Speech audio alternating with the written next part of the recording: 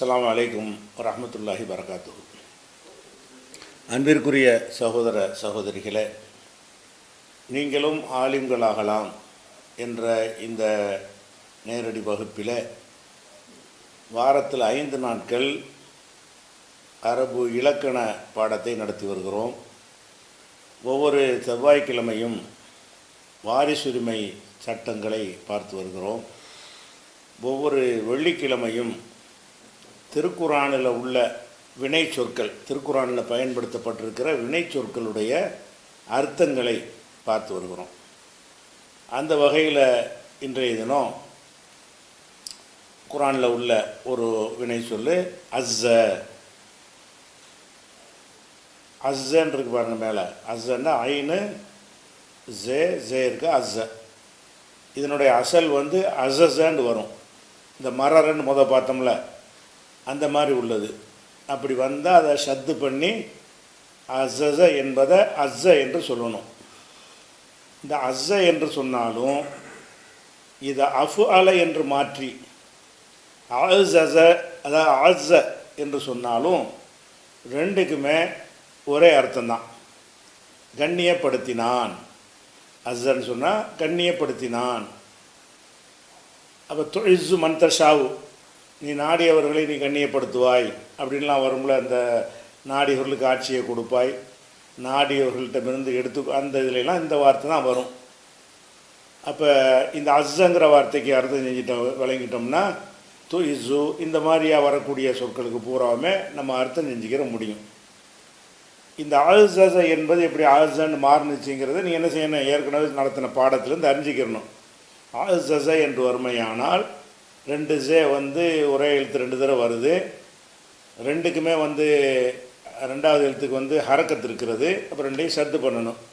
ஷத்து பண்ணும்போது அதுக்கு முந்தின எழுத்து ஐனில் சுக்குன் இருக்குது. சுக்குன் இருக்கும்போது ஷத்து பண்ண முடியாது. அதனால் அந்த முதல் ஜேயில் உள்ள அந்த ஃபத்தகத்திக்கு இந்த ஐனில் கொடுத்துட்டு அஸ்ஸ கண்ணியப்படுத்தினான், வருங்காலம் யுஇஸ்ஸு கண்ணியப்படுத்துவான், இந்த மாதிரி உள்ள விஷயங்களை விளங்கி கொள்ள வேண்டும். அதே மாதிரி அஸ்ஸ மாதிரி அதுக்கு எதிர்ப்பதம் அது லல. லல என்பதை அஃஅல வாக்கணும்னா அது லல. அது லலன்னு வராது, அதல்ல. அதல்லன்னு சொன்னால் இழிவுபடுத்தினான். ஒரு மனுஷனை கண்ணியப்படுத்தினோம் என்று சொன்னால் அஸ்ஸ, அவனை இழிவுபடுத்தினால் அதல்ல. யுதில்லு மையஷா, நாடியவர்களை நீ இழிவுபடுத்துவாய். யுஇஸ்ஸு மையஷா, நாடியவர்களை அவன் கண்ணியப்படுத்துவான். அப்போ இந்த மாதிரியான வார்த்தைக்கு அஸ்ஸ என்பதனுடைய எதிர்ப்பதம் அதல், அஸல்ல. இந்த அஸல்ல என்பதனுடைய அசல் அது லல, அது லல. சரி, அதுக்கப்புறம் இந்த வினைச்சொற்கள்லாம் நம்ம சொல்லும்போது நீங்கள் என்ன செய்யணும்னு கேட்டால், அந்த அர்த்தங்கள் தெரிஞ்ச உடனே இதை நீங்கள் பல வகையாக உங்களுக்கு தெரிஞ்ச வகையில் என்ன செய்யணும், யோசித்து பார்த்து ஷர்ஃப்லாம் பண்ணணும். இப்போ இந்த நஸான் இருக்குது, இது இசு பாயில் எப்படி வரும், நாசி ஓண்டு வரும், இதுக்கு இசு மஃபூல் எப்படி வரும், மண் ஜோண்டு வரும் அப்படின்னு சொல்லி என்ன செய்யணும், ஒன்று ஒன்றே நீங்கள் பயிற்சி எடுக்கணும். இப்போ நஸா என்று சொன்னால், அதாவது ஒரு சட்டையை போட்டிருக்கோம்ல, அதை கலட்டுறோம்ல, அதுக்கு பேர் நஸா. நஸாண்டா கலட்டுறது அல்லது அகற்றுவது. ஒரு இடத்துல ஒருத்தர் உட்காந்துருக்காரு, ஆளை விரட்டி அப்புறப்படுத்திட்டு சேர்லேருந்து ஆறனா அகற்றி விட்டுறோம் வெளியே போன்னு சொல்லி. அப்போ அந்த மாதிரி உள்ளதுக்கு நஸா. நஸா என்று சொன்னால் ஒரு இடத்துல இருந்து ஒரு ஆளை, ஒரு பொருளை அகற்றி விடுவது, அதுக்கு நஸான்னு சொல்லலாம். அல்லது இணைந்திருக்கிற ஒன்றை கலட்டி விடுவது, அதுக்கு என்ன செய்யலாம், மோதிரத்தை கலட்டினான், சட்டையை கலட்டினான், வாட்சை கலட்டினான், அந்த மாதிரி கலட்டுவோம்ல. அப்படியான ஒரு விஷயத்திற்கு என்ன செய்யுது நஸா. நஸானா நஸாத்துல் கமீஸ, என்னுடைய கமீஸை நான் கலட்டினேன் இப்படிங்கிறதுக்கு இந்த வார்த்தையும் குரானில் வரும், நிறைய வரும். அதே மாதிரி ஹஸ்ஸர. ஹஸ்ஸர ஹே தால் 2 ரே. ஹஸ்ஸர ஷத்து வச்சிருக்கல, ஹஸ்ஸர. ஹஸ்ஸர என்று சொன்னால் ஒரு எச்சரிக்கைன்னா பயங்காட்டுற எச்சரிக்கை இல்லை, அதாவது ஒரு விழிப்புறவு விட்டுறது. இதை செஞ்சிடாட மாட்டிக்கிற இப்படி வரும் அப்படின்னு சொல்லுவோம்ல. ஒரு விஷயத்தை செய்யும் பொழுது இதை செஞ்சால் உனக்கு இப்படி நஷ்டமாயிரும், அந்த தொழில் நீ ஆரம்பிக்காத, இப்படி ஒவ்வொருத்தருக்கும் ஒரு வழிகாட்டும்ல. இந்த பஸ்ஸில் நீ போயிடாத, அது வந்து ஒழுங்காக டப்பா பஸ்ஸு சரியில்லை, இப்படின்றத ஒன்று சொல்கிறோம். விழிப்பூட்டுறது, ஒரு விஷயத்தில் ஏற்படுற பாதிப்புகளை சொல்லி ஒருவனுக்கு விழிப்பூட்டுவோம்ல. இது எச்சரிக்கை செஞ்சான்னு அர்த்தம் சொல்லுவாங்க. எச்சரிக்கைன்னா அந்த பயங்காட்டுறதுன்னு அர்த்தம் வந்துடுதுல, அந்த பயங்காட்டுறதுல உள்ளதில்லை. இது பயங்காட்டாமல் என்ன செய்கிறது, அவன் தேர்ந்தெடுக்கிற ஒரு காரியம், ஒரு துறை, ஒரு செயல், ஒரு பொருள் அவனுக்கு பாதிப்பு ஏற்படுத்தும் என்று சொன்னால் அதை பற்றி சொல்கிறது. ஒரு ஃபோன் வாங்க போகிறேன், இந்த ஃபோன் வாங்கிறாடா, சார்ஜ் நிற்காது, அது ஒரு ஹதர் என்று சொன்னால் அந்த ஒரு பொருளை வாங்க போகிறான், வாங்கிறதுல வந்து நல்லது நினச்சி வாங்க போகிறான், அது நல்லது இல்லை அப்படின்னு சொல்வதாக இருந்தால் ஹதர. அப்போ எச்சரிக்கை செய்தான்னு இதை சொல்லுவோம். எச்சரிக்கைன்னு நம்ம தமிழில் சொன்னால் இந்த பயங்காட்டுற எச்சரிக்கை இருக்குல்ல, அந்த எச்சரிக்கை வந்துருங்கிறதுக்காக தான் விழிப்பூட்டினான், விழிப்புணர்வு பதிவு உண்டு போடுறாங்கல்ல, அதெல்லாம் என்னது, ஹதர, விழிப்பூட்டினான். அடுத்தது வந்து அஹ்பப. ஹபப என்பதிலிருந்து ஹபபவுலேருந்து ஹப்பண்டு வரும். அதில் அஃப்அல வசன் வந்து அஹப்ப, அஹ்பப, அஹ்பப என்று நம்ம சொல்ல முடியாது. இந்த ரெண்டு பாவை சத்து பண்ணி முதல் பாவில் இருக்கக்கூடிய ஃபத்தகத்திக்கு ஹாவுக்கு கொடுத்துப்புட்டு அஹப்ப. அஹப்ப என்றால் விரும்பினான். அஹப்பனா உஹிப்பு, அஹப்பவுலேருந்து யுஹிப்பு, விரும்புவான். உஹிப்பு, நான் விரும்புகிறேன். உஹிப்புல் குர்ஆன், குர்ஆனை விரும்புகிறேன். உஹிப்புல் இஸ்லாம், இஸ்லாத்தை விரும்புகிறேன். உஹிப்பு இப்ராஹீம், இப்ராஹீமை விரும்புகிறேன். அது பொருளாக இருக்கலாம், உணவாக இருக்கலாம், சட்டையாக இருக்கலாம், ஊராக இருக்கலாம், ஒரு குணமாக இருக்கலாம், எதுவாக வேண்டாலும் இருக்கலாம். அப்போ ஒன்றை விரும்புகிறோம் என்று சொன்னால் அதுக்கு என்ன வார்த்தை, அஹப்ப. இந்த அஹப்பங்கிறது ஹபப என்பதனுடைய அஃப்அல, அஹ்பப. அஹ்பபன்னு சொல்லக்கூடாதுங்கிறதுக்காக வேண்டி நம்ம நினைஞ்சிருக்கிறோம் அஹப்ப, விரும்பினான். முஹப்பத்துலாம் அதில் உள்ளது தான். ஹப்பவுலேருந்து முஹப்பத்துங்கிறோம்ல, அந்த ஹப்பபவுல இருந்தால் முஹப்பத்து என்று அதனுடைய மஸ்தர் தான் முஹப்பத், அன்பு. முஹப்பத்து இருக்கான்லாம் கேட்குறீங்கல்ல, அதெல்லாம் அந்த ஹபப, ஹப்ப என்பதனுடைய மஸ்தர் தான் வந்து இது. அஹ்பப தான் ஜாஸ்தி யூஸ் பண்ணுவாங்க ஹப்பாவை விட. அதே மாதிரி நதர, நூனு தாலு ரெ, நதர. நதர என்று சொன்னால் நேர்ச்சி செய்கிறது. நேர்த்திக்கடன்கிறாங்கல்ல, நேர்த்திக்கடன் செய்கிறதுனா இறைவனுக்காக செய்கிறதுக்கு பேர் தான் நேர்ச்சையும்பாங்க. அதாவது எனக்காக இந்த நோயை நீ நீக்கிவிட்டால் உனக்காக நான் வந்து ஒரு 10 ஏழைக்கு நான் உணவளிக்கிறேன், அல்லது நான் வந்து தர்மம் செய்கிறேன், இப்படி என்னமாவது. இப்போ நதரை என்று சொன்னால் நேர்ச்சை செய்தான். நதர்த்து, நான் நேர்ச்சை செய்தேன். அப்போ நதர்த்துல் ரஹ்மானி சௌமன், மரியம் அலைஹிஸ்ஸலாம் சொன்னாங்கன்னு குர்ஆனில் வருது. நதர்த்துல் ரஹ்மானி, ரஹ்மானுக்காக நான் நேர்ச்சை செய்து விட்டேன். சௌமன், நோன்பை நேர்ச்சை செஞ்சுட்டேன், இப்படிங்கிறதுக்கெல்லாம் நதர. நதரன்னா நேர்ச்சி செய்கிறது, நேர்த்திக்கடன் செய்கிறது. அடுத்தது வந்து அன்பத்த. அன்பத்த என்பது வந்து அன்பத்தன் இருக்கும். நம்ம மொழி சொல் எழுத்து இலக்கண அடிப்படையில் வந்து அன்பத்தன்னு சொல்ல முடியாது, அம்பத்தன்னு மீமா தான் சொல்லணும். அந்த நூனுக்கு சுக்குன்னு வச்ச நூனுக்கு பிறகு பா வந்துச்சுன்னு சொன்னால் அந்த நூன் எப்படி வாசிக்கணும், இம்மாகத்தான் வாசிக்கணும். நீங்கள் எழுதுறதுக்காக நம்ம எழுதி போட்டிருக்கோம் அன்பத்த. நபத்த, நபத்த என்பதனுடைய அஃப்அல வந்து அன்பத்த. அன்பத்த என்று சொன்னால் முளைக்க செய்தான். அன்பத்தன்னு சொல்லாமல் அம்பத்த, அந்த சுக்கூன் வச்ச நூனுக்கு பிறகு பா வந்துச்சுன்னு சொன்னால் அந்த நூனு வந்து என்னவாயிரும்னா இம்முடைய உச்சரிப்பாக மாறிடும், அம்பத்த. அதுக்கப்புறம் தக்கல்லம. தக்கல்ல முதல்ல வெறும் கல்லமை சொல்லியிருக்கிறோம். வெறும் கல்லமை. கல்லமை என்று சொன்னால் உரையாடுவது. கல்லமை என்று சொன்னால் இவனும் பேசுவான் அவனும் பேசுவான், அது வந்து உரையாடலுக்கு பேர் கல்லமை. இது வந்து கல்லமைங்கிறத வந்து தஃஅலவா மாற்றிருக்கிறோம். இது கல்லமை, ஒரு கல்லமை என்று சொன்ன சொல்லை கல்லமை அப்படின்ட்டு சொன்னோம்னு சொன்னால் பேசினான். இது ஒரு சிங்கிள் சைடு, ஒன் சைடு. கல்லமைன்னு சொன்னால் உரையாடுறது, இவனும் பேசுவான் அவனும் பேசுவான், அதுக்கு பேர் கல்லமை. இந்த கல்லமை என்பதை வந்து கல்லமை முன்னாடி நம்ம சொன்ன லிஸ்ட்டில் வந்திருக்குது உங்களுக்கு சொன்னதில். கல்லமை அப்படின்னு சொன்னால் பேசினான். நீங்கள் என்கிட்ட பேசுனீங்க, நான் உங்கள்கிட்ட பேசுகிறேன்னா அதுக்கு பேர் தக்கல்லம, பேசினான். இதில் இந்த கலாம்ங்கிறலாம் இதெல்லாம் வருது. கலாம்னு சொல்கிறோம்ல, கலாமுல்ல, அல்லாவுடைய கலாமு, அல்லாவுடைய பேச்சு அப்படிங்கிறது. அது மாதிரி தஹரன்னா அவன் சுத்தமானான்னு அர்த்தம். அதை ஃபஅல அப்படின்னு ஆக்கினோம்னா சுத்தமாக ஆக்குறது. ஒரு சட்டையை சுத்தமாக ஆக்குறது, ஒரு வீட்டை வந்து சுத்தமாக ஆக்குறது, ஒரு அழுக்கடைஞ்ச பொருளை வந்து சுத்தமாக ஆக்குறது, உடம்பை சுத்தமாக ஆக்குறது. அந்த மாதிரி சுத்தமாக ஆக்குதல், ஆக்கினான் என்றதற்கு உள்ள வார்த்தை என்ன? தஹரன்னு சொன்னால் சுத்தமாக தூய்மையாக ஆக்கினான் அப்படின்னு சொல்லி. அது மாதிரி வந்து அடுத்தது கஃபலை. இந்த கஃபலை என்பதற்கு வந்து இதை ஃபஅல வாக்கி கஃபலன்னு சொல்லுவாங்க. ரெண்டுக்கு ஒரே அர்த்தம் தான். கஃபலன்னு நீங்கள் அழுத்து சொன்னாலும் சரி, கஃபலன்னு 3 எழுத்து சொன்னாலும் சரி, பொறுப்பேற்றான் ஒன்று தான் அதை போட்டிருக்குது. கஃபலஹா ஜக்கரியா மரியமை பொறுப்பேற்று கொண்டார்னு கஃபலன்னு வருது. ஐயுகும் எக்குஃபுலு மரியமை யார் பொறுப்பேற்காருன்னு கஃபலை வருது, எக்குஃபுலுன்னு வருது. அப்போ இந்த கஃபலை என்பதற்கும் கஃபலை என்பதற்கும் என்ன அர்த்தம் தான்? ஒரு விஷயத்தை நம்ம பொறுப்பேற்றுக்கிறோன்னா நம்ம சுமந்துக்கிறோன்னு அர்த்தம். பொறுப்பேற்றுக்கிறதுன்னு சொன்னால் இந்த அனாதையை யார் வந்து ஏற்றுக்கிறீங்க, நான் பொறுப்பேற்றுக்கிறேன்னா நல்லது கிட்டதை நான் பார்த்துக்கிறேன்.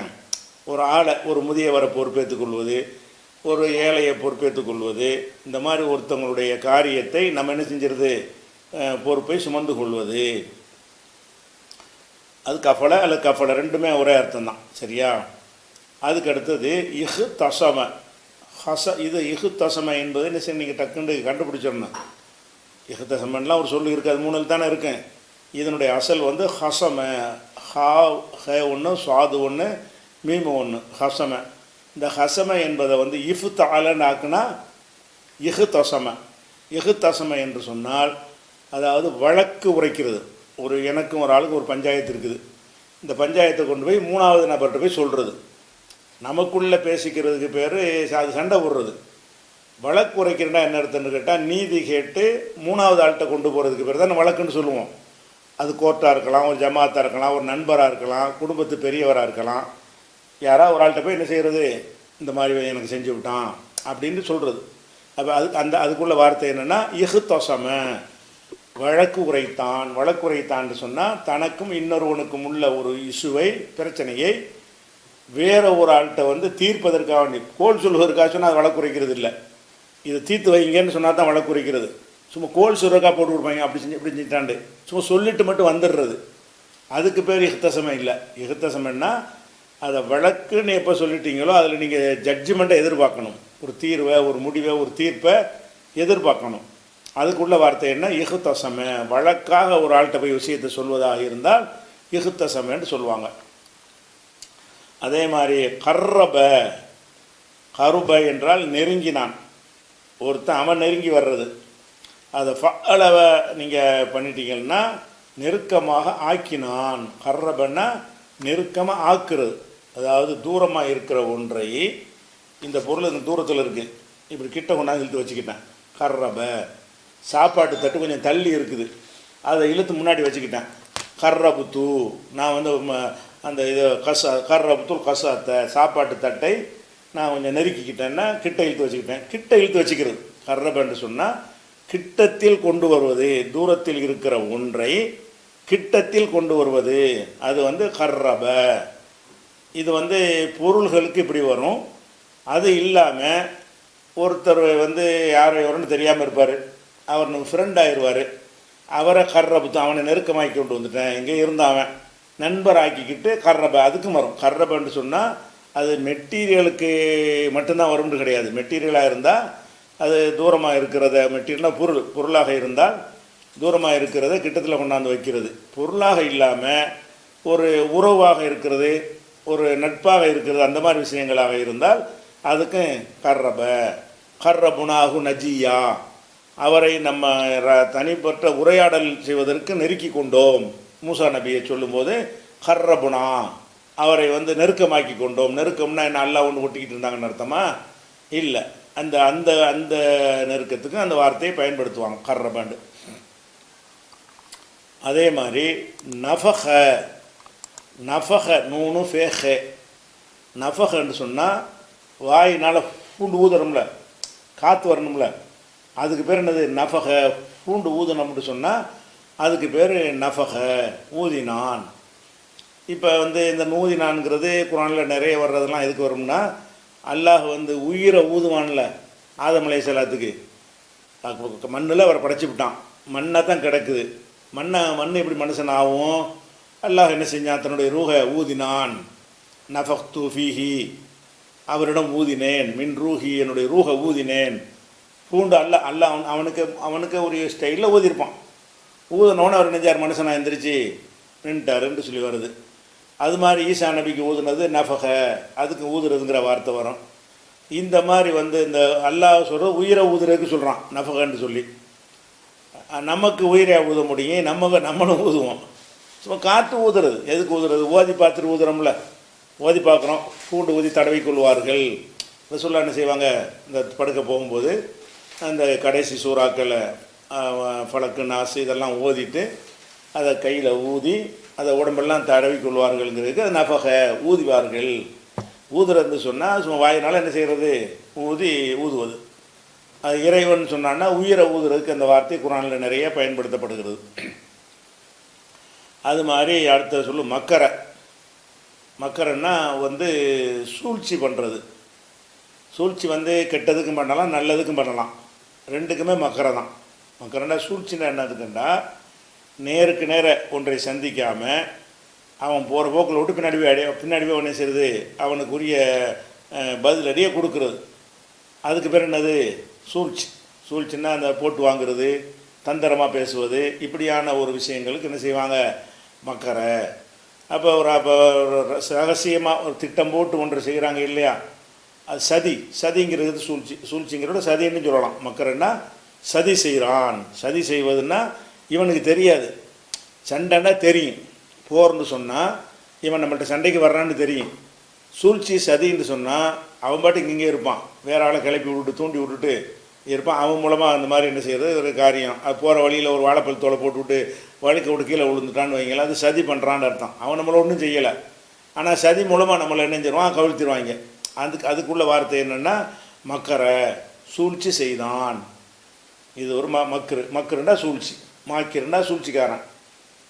அதுக்கு அடுத்த இப்பு தகலை அப்படின்னு சொன்னால் அதாவது இறைஞ்சுவது, கெஞ்சி கேட்குறது. இப்பு தகலைன்னு சொன்னால் சும்மா ஒரு நட்பாக ஒரு ஆள்கிட்ட போய் கேட்குறோன்னு வைங்க, கோரிக்கை வைக்கிறோம், அதுக்கு சுவால், சும்மா கொஸ்டின், சும்மா யாசகம் கேட்குறோன்னு அர்த்தம். அப்படி இல்லாமல் ரொம்ப கெஞ்சி இது அல்லாட்ட மட்டும் தான் கேட்க முடியும். அழுது தப்பை ஒத்துக்கிட்டு அவனுடைய வல்லமை விளங்கி இறைவன்கிட்ட மனமுருகி கேட்குறோம்ல, உள்ளம் உருகி பிரார்த்திக்கிறது.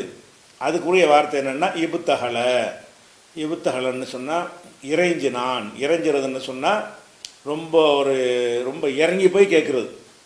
இப்படி எந்த மனுஷன் நம்ம கேட்குறதுக்கு மார்க்கத்தில் அனுமதி கிடையாது, சுயமரியாதை விடுறதுக்கு. ஆனால் அல்லாட்ட என்ன செய்யலாம்? ரொம்ப இறங்கி தான் கேட்கணும், பணிஞ்சு நம்முடைய பலவீனத்தை ஒப்புக்கொண்டு அவனுடைய பலத்தை புரிஞ்சு கொண்டு கேட்குற பிரார்த்தனைக்கு பேர் என்னது? சும்மா பள்ளியாசல் அந்த மாதிரி துவாவுக்கு பேர் இறைஞ்சினான்னு வராது. இறைஞ்சிறதுன்னா ரொம்ப ஒரு ஈடுபாட்டோடையும் ஒரு கவலையோடவும் செய்கிறது. இப்போ தான்னா மனமுருகி கேட்டான் அல்லது இறைஞ்சினான், இப்படி வச்சுக்கிறங்க. அப்புறம் லானண்டா லானத்துங்கிறவங்கள சபிக்கிறது. லானன்னா லான்து ஜெய்தனா சபித்தேன், லான இப்னஹு மகனை சபித்தான், இப்படிங்கிறதுக்கு சொல்வதாக இருந்தால் லான. இதில் இருந்தால் லானத்துங்கிற வார்த்தை வருது, அல்லாஹ்வுடைய சாபம். அப்போ லானன்னா சபித்தான். சபிக்கிறன்னா என்ன அர்த்தம்னு கேட்டால், அதாவது ஒருவனுக்கு எதிர்காலத்தில் இந்த மாதிரி கெட்டது நடக்கணும் என்று சொல்வதற்கு பேர் சபிக்கிறது.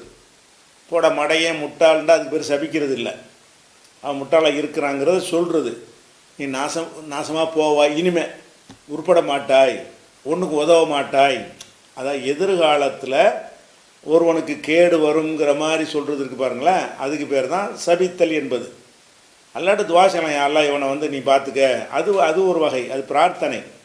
லானத்துனா என்னன்னு கேட்டால், அது ரசூலுல்லாஹ் ரொம்ப கண்டிச்சிருக்காங்க, லானத்து செய்யக்கூடியவெல்லாம் இருக்காதீங்க. ஏன்னு கேட்டால் அல்லாஹ்வுடைய அதிகாரத்தை கையில் எடுக்கிறது. நீ நாசமாக போவேன்னு அதை சொல்ல நான் யார்? எவனுக்கு எது சொல்ல முடியும்? நீ நாசமாக போ, உருப்பட ஒன்றுக்கும் இல்லாமல் ஆயிடுவாயின்டா நம்ம அல்லாவா? இது பெண்கள்கிட்ட ஜாஸ்தியாக இருக்கும். அதனால நரகத்துக்கு அதிகமாக போவீங்கன்னு ரசூலுல்லாஹ் சொல்லியிருக்கிறாங்க. அதுக்கு தான் லானத்து. அப்போ லான என்றால் சாபம் போடுறது, சபிக்கிறது. அடுத்தது வந்து அலுலல அப்படின்னு சொல்கிறது வந்து இந்த ரெண்டுலாம் ஒன்றா வர்றதுனால அப்படி சொல்லாமல் அலல்லன்னு சொல்லணும். சத்து பண்ணி அலல்ல, வழிகெடுத்தான். லல்லன்னா வழிகெட்டான், அலல்லன்னா வழிகெடுத்தான். இது அஃஅலன்னு ஆக்காமல் வெறுமனே லல்லன்னு சொன்னீங்கன்னு சொன்னால் வழி கெட்டான், அவன் வழி கெட்டான். உல லால்லின்கிறீங்களா, லால்லின் லல்லவுலேருந்து லால்லுன், லால்லானி லால்லூன, அது வந்து இரண்டாம் வேற்றுமையில் லால்லீன அப்படின்னு வந்துடும். அப்போ லல்லன்னா வழிகெட்டான், அதை வந்து அஃபால வாக்குனா அலல்ல வழி கெடுத்தான் அந்த அர்த்தம். அது மாதிரி தரசன்னா அதாவது பாடம் நடத்தினான். இப்போ நான் உங்களுக்கு நடத்திக்கிட்டு இருக்கிறது பாடம். இது என்னது? தரஸ்து, நான் வந்து பாடம் நடத்தினேன். தரஸ்துல் குரான் பாடத்தை நடத்தினேன். தரஸ்து நஹ்வு பாடம் நடத்தினேன். தரஸ்து சர்ஃபு பாடம் நடத்தினேன். தரஸ்துல் மீராசு பாடம், மீராசுனா வாரிசு உரிமை நடத்தினேன். இதுக்கு உள்ளது என்னது? பாடம் நடத்துது. அடுத்தது வந்து ஹஜஜன்னு சொல்லலாமா? சொல்லக்கூடாது. ஹஜ்ஜன்றது வந்துச்சுன்னா என்னது? ஹஜ்ஜன்னு சொல்லணும். ஹஜ்ஜ என்பதனுடைய அசல் அர்த்தம் வந்து ஒரு இலக்கை நாடுவது. ஹஜ்ஜ என்றால் என்னது? இந்த அங்கே போகணும், இங்கே நாடுவதுக்கு இல்லை, ஒரு இலக்கை நாடி பயணித்தல். ஏதாச்சும் ஒரு இலக்கை நாடி என்ன செய்கிறது? பயணிக்கிறதுக்கு பேர் ஹஜ்ஜ. அகராதி அர்த்தம். இப்போ இஸ்லாம் வந்த பிறகு அதுக்கு என்ன அர்த்தம்னா ஹஜ்ஜின்னு ஒரு வணக்கம். அந்த வணக்கத்தை செய்கிறதுக்கு ஹஜ்ஜி செய்தான்னு சொல்லிடுவோம். அப்போ அந்த ஹஜ்ஜுடைய அகராதி அர்த்தம் என்ன அப்படின்னு சொன்னீங்கன்னா, ஒரு இலக்கை நாடுவது, ஒரு எல்லையை, ஒரு ஊரை, ஒரு பகுதியை என்ன செய்கிறது? நம்ம அந்த ஊருக்கு போகணும் என்று நாடுனீங்க என்று சொன்னால், அப்போ ஹஜஜுத்துல் மதீனாவை நாடினேன். ஹஜஜ்து மதராஸை நாடினேன். அதுக்கு ஹஜ்ஜை பயன்படுத்தலாம். ஆனால் இஸ்லாமிய மார்க்க சம்பந்தப்பட்ட விஷயத்தை பேசும் பொழுது ஹஜ்ஜை என்று சொன்னால் ஹஜ்ஜி செய்தான், ஹஜ்ஜுங்கிற கடமையை செய்தான். அது மாதிரி சததாவில் 2 தாள் வருதா? சொல்லக்கூடாது. சத்தன்னு சொன்னால் தடுக்கிறதுனா ஒரு காரியத்தை செய்ய ஒருத்தன் போகிறான், டேய் உன்னை விட மாட்டேன் அப்படி தடுக்கிறது. போதனை செஞ்சு தடுக்கிறதுக்கு பேர் சத்த இல்லை. தீமையை தடுக்கிறோம்ல, குடிக்காதீர்கள் அது அப்படின்னு சொல்கிறோம்ல, அது வந்து நகின்னு தடுக்கிறது. நன்மையை ஒரு தீமையை தடுக்கிறோங்கிறோம்ல, அந்த தடுக்கிறது இல்லை. சதத என்று சொன்னால் அதாவது ஆளையே தடுக்கிறது, கருத்து தடுக்கிறது இல்லை. உருது விளக்குறதுங்கிறது இல்லாமல் ஒரு தனிசை நான் பள்ளிவாசலுக்கு வர்றான், டாய் வராதுன்னு நிப்பாட்டுறது, பேரிகேடு போட்டு உள்ளே வரக்கூடாது. அப்போ ஒருத்தனுடைய முன்னேற்றத்தை வந்து, முன்னேற்றம்னா ஃபிசிக்கலாக முன்னேற்றம், உடல் ரீதியான ஒரு முன்னேறுவதை என்ன செய்கிறது? அதை வந்து தடுக்கிறது. மிரட்டி துப்பாக்கி காட்டி தடுக்கிறது, பேரிகேட் போட்டு தடுக்கிறது, சும்மா 10 பேர் நிப்பாட்டி தடுக்கிறது. நீ வராத, அந்த இடத்த நீ அடையக்கூடாது அப்படின்னு சொல்லி மக்காவில் ரசூல்லா தொழுவ போனாங்க. அவங்கள பைத்துல்லாவுக்கு போகாமல் தடுத்தாங்கன்னா என்னது? போம்பு அடித்தாங்க, ஒட்டகூடத்துக்கு வச்சாங்க, இந்த மாதிரி மிரட்டினாங்க. அதுக்கெலாம் என்னது? சத்தூக்கும் அரில் மஸ்ஜிதுல் ஹராமை விட்டு உங்களை தடுத்தார்கள். எல்லாம் சொன்னான். சத்தூக்கும் சத்து தடுத்தார்கள், உங்களை தடுத்தார்கள். அனில் மஸ்ஜிதுல் ஹராமை விட்டு உங்களை தடுத்தார்கள்னு அல்லாஹ் குர்ஆனில் சொல்கிறான்ல. அந்த என்ன தடுத்தார்கள்? பயானை பண்ணாங்க. பயான் பண்ணியா தடுத்தான்? ஆளையே தடுத்தான். அப்போ நம்ம அந்த தடுத்தான்னு தமிழில் போட்டால் என்ன செய்யக்கூடாது? நம்ம தீமையை தடுக்கிறோம். திருடாதீர்கள், இதுவும் தீமையை தடுக்கிறது தான். இதை போய் யார் திருடணும் பிடிச்சி நம்ம தடுக்கிறது இல்லை. அந்த செயலை செய்யாதீங்கன்ற ஒரு அட்வைஸ் பண்ணுறது. அந்த அட்வைஸ் பண்ணுறதுக்கு தடுத்தான்னு சொல்லுவாங்க தமிழில். ஆனால் இந்த சத்தத்துக்கு அப்படி சொல்லக்கூடாது. சத்தன்னு சொன்னால் அதாவது தடை போடுவது. அப்படி செய்யலாம். தடுத்தான்னு சொல்லாமல் தடை போட்டான். அப்போ அதுக்கு தமிழ் கொஞ்சம் நெருக்கமாக வரும். அடுத்தது வந்து இழத்தசம அசம, அசம என்பதிலிருந்து இஃப்தால வந்து இழத்தசம, ஐன் சாது மீம் போட்டால் அசம. அசம என்று சொன்னால் அது பாதுகாத்தான்ற அர்த்தம். அதை அது இஃப்தால வாங்கிட்டீங்கன்னா இழத்தசம என்றால் ஒன்றை நல்லா பலமாக பிடிச்சிக்கிறது, பற்றி கொள்வது. ஒன்று என்ன செய்கிறது? பலமாக பற்றி கொள்வது. நீங்கள் குரானை பற்றி பிடித்து கொள்ளுங்கள். இழத்தசிமு பிஹபிலில்லா, அல்லாவுடைய கயிற்றை பிடித்து கொள்ளுங்கள், பற்றி கொள்ளுங்கள். வலுவாக பிடிச்சிக்கிறது. அதான் பிடிக்கிறதுல பல வகை இருக்கா இல்லையா? சுமையானதானு பிடிக்கிறது ஒன்று இருக்குது. இதை விட்டால் வந்து நம்ம விழுந்துருவோம் அப்படிங்கும்போது எப்படி பிடிப்போம்? ஒரு மரக்கிளையை தொங்குறோம், கீழே வந்து விழுந்துடக்கூடாதுன்னு அப்படி பிடிச்சிக்கிறோம். அந்த பிடி எப்படி இருக்கும்? அதில் உடும்பு பிடியாக இருக்கும்ல, அந்த மாதிரி பிடிக்கிறதுக்கு பேர் இழத்தசம. இழத்தசம என்று சொன்னால் இறுக பற்றி கொள்ளுதல். இறுக இப்போ கீழே விடாத அளவுக்கு பிடிச்சு கொள்வதுக்கு பேர் என்னது? இழத்தசம. அப்போ இழத்தசிமு, நீங்கள் பற்றி பிடித்து கொள்ளுங்கள். பிஹபிலில்லா, அல்லாவுடைய கயிற்றை பிடித்து கொள்ளுங்கள் அப்படின்னு குரானில் வருதில்ல, அது இந்த இழத்தசமங்கிற ஒரு சொல்லு தான் அது. அடுத்தது வந்து அல்லஃப. அல்லஃப அல்லஃப என்று சொன்னால் ஒரு பிணைப்பை ஏற்படுத்துறது. ரெண்டு பேருக்கு மத்தியில், ரெண்டு பேர் சண்டையாக இருக்கிறாங்க, அல்லது எந்த தொடர்பு இல்லாமல் சண்டையாகவும் இருக்கலாம், தொடர்பு இல்லாமல் இருக்கலாம். அப்படி இருந்தாங்கன்னு சொன்னால் என்ன செய்கிறது? பேசி, ஏன்ப்பா சண்டையாக இருக்கிறீங்க, நீங்கள் எல்லாம் ஒரு கொள்கையில் உள்ள ஆளுக்கு தானே அப்படின்னு சொல்லி குரானெல்லாம் எடுத்து சொல்லி அவங்களுக்குள்ள ஒரு நெருக்கத்தை ஏற்படுத்திடணும்னு வைங்க. அல்லஃப, அல்லாவை சொல்லி காட்டுறான். நீங்கள் எல்லாம் எப்படி இருந்தீங்க இஸ்லாம் வருவதற்கு முன்னாடி? ஒரு குந்தும் ஆதான், நீங்கள் எதிரிகளாக இருந்தீர்கள். ஃப அல்லஃப, அவன் வந்து பிணைப்பை ஏற்படுத்தினான். பைன குலூபிக்கும், உங்கள் உள்ளங்களுக்கு மத்தியின பிணைப்பை. அந்த இடத்துல அல்லஃபன்னு அல்லா சொல்கிறான். அல்லஃபன்னு சொன்னால் கல்புகளுக்கு மத்தியில் ஒரு இணைப்பையும் பிணைப்பையும் ஏற்படுத்துவது. அது மாதிரி பசச, பஸ்ஸன்னு போட்டிருக்கு, அதனுடைய அசல் என்ன? பசச. பசசன்னு சொல்லக்கூடாது, அதாவது பஸ்ஸன்னு ஆக்கியிருக்கிறோம். பஸ்ஸன்னு சொன்னால் அதாவது பஸ்ஸன்னு சொன்னால் பரவ செய்தான். பஸ்ஸை என்று சொன்னால் பரவ செய்தான். அதாவது இப்போ வந்து ஒரு ஜோடி எல்லாம் படைத்தான், படைச்சிட்டு இப்போ இவ்வளோ மக்கள் இருக்கும்ல, இதை பற்றி எல்லாம் பேசும்போது இப்போ பஸ்ஸ மின்ஹுமா, அந்த ரெண்டு பேரில் இருந்து, மின்ஹுமா என்றால் ஆதம் ஹவ்வா, அந்த ரெண்டு பேரில் இருந்து பஸ்ஸ பரவ செய்தான். ரிஜாலன் கசீரன், அதிகமான ஆண்களையும், ஓ நிசான் அதிகமான பெண்களையும் அந்த ரெண்டு பேர்லேருந்து பரவ செய்து. பல்கி பெருகிறது, அப்படி செய்யுங்களேன். பரவ செய்கிறத விட எப்படி செய்யுங்க? பரவ செய்தான் போட்டு அந்த வார்த்தை கூட சரியில்லை. எப்படி செய்யணும்? பல்கி பெருகிறது.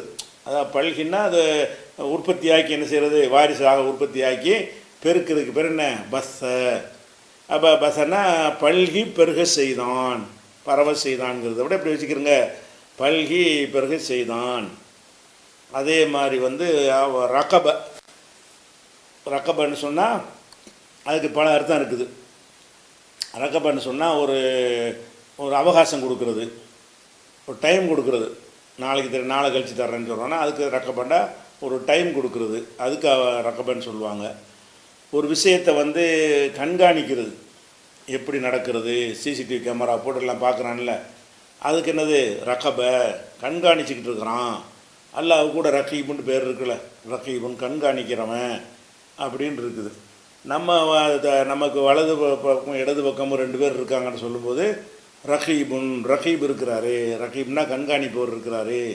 இல்லை அல்லதேஹி ரகீபுன் அத்தீதுன், ரகீப் அத்தீத் என்று ரெண்டு பேர் இருக்கிறாங்கன்ற வருதில் அதான் ரகப.